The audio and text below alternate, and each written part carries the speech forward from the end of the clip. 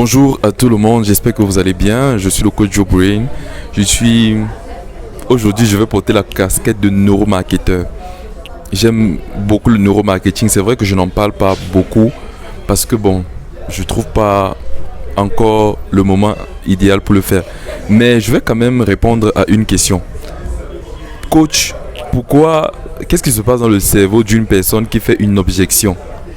Une objection, c'est une réponse non attendue en fait. C'est une réponse négative par rapport à une prospection. Quand j'étudiais le marketing, j'ai eu un BTS en marketing avant d'arrêter mes études. J'étais beaucoup intéressé par qu'est-ce qui se passe dans le cerveau d'un vendeur, ou du moins, qu'est-ce qui se passe dans le cerveau d'un acheteur. Je voulais comprendre en fait, qu'est-ce qui se passe dans le cerveau d'un consommateur. Quand le cerveau dit non, quand l'acheteur dit non, qu'est-ce qui se passe dans son cerveau? Quand il fait une objection, qu'est-ce qui se passe dans son cerveau? Quand il accepte une proposition, qu'est-ce qui se passe dans son cerveau? Et j'ai alors réfléchi, je me suis dit, ok, je vais faire une petite vidéo pour répondre à cette simple question. Qu'est-ce qui se passe dans le cerveau d'un consommateur lorsqu'il fait une objection, lorsqu'il refuse votre offre? Principalement, c'est ça. J'en parle chaque jour. 3 choses. 3 parties du cerveau. Cerveau reptilien, cerveau limbique ou cerveau émotionnel et cerveau nouveau ou néocortex ou lobe frontal.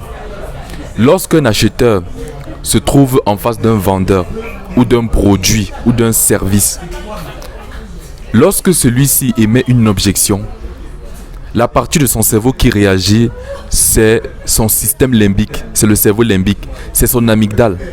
Parce que une objection, c'est une réponse négative, c'est comme un contre, un refus. Et chaque fois qu'il y a un refus, la partie qui s'éveille dans le cerveau, c'est celle qu'on appelle l'amygdale.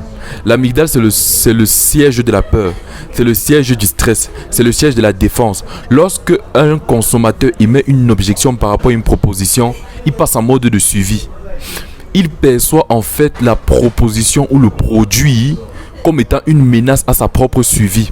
Par exemple, lorsque le produit est trop cher, ou lorsque pour la personne, je préfère dire ainsi, lorsque pour le consommateur, le produit est dit trop cher, il voit le produit comme étant une menace.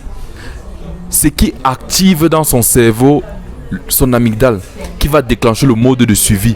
Et le mode de suivi réagit par 3 façons. Première façon, la fuite.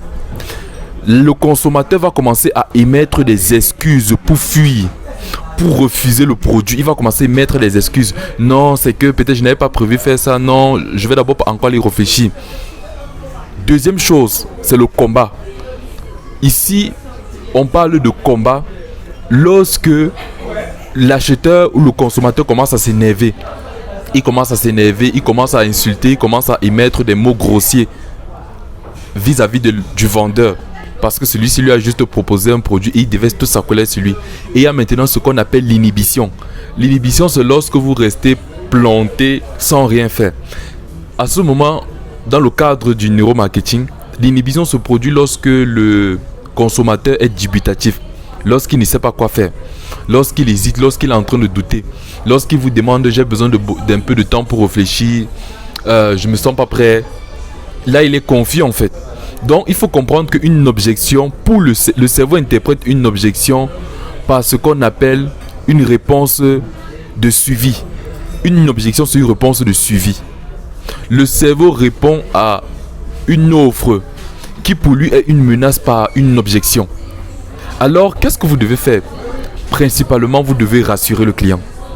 Vous devez rassurer le client. Parce que lorsque vous rassurez le client, qu'est-ce qui se passe dans son cerveau?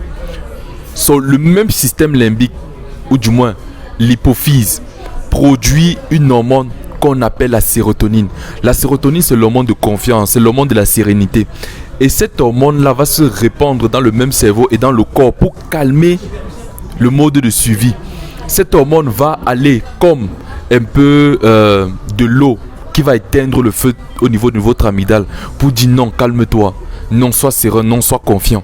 C'est pourquoi beaucoup de gens, en fait, beaucoup de marketeurs disent qu'on n'achète pas un produit parce que forcément il est bon, mais c'est parce qu'on vous fait confiance.